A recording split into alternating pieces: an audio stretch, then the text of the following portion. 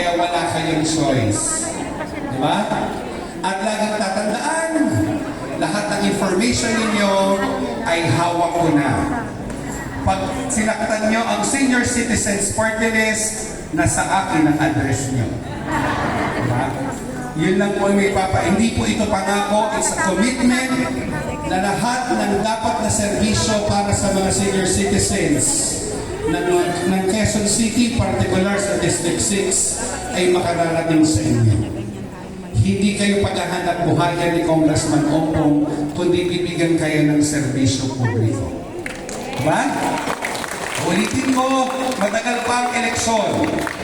Pero nandito tayo para magbigay ng serbisyo publiko at napakaswerte ng District 6. Dahil isa lang din ang advokasya at objective para sa mga senior citizen ng ating pinakamamahal na Congresswoman Marivic Popular. Dahil importante, sabi nga ni Congresswoman, bigyang halaga, mahalin ang mga senior citizens. Dahil kung wala kayo, wala rin kami.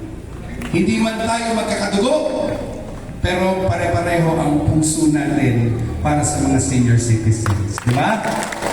Ulitin, sinong kasabay na senior? Nasa kamay!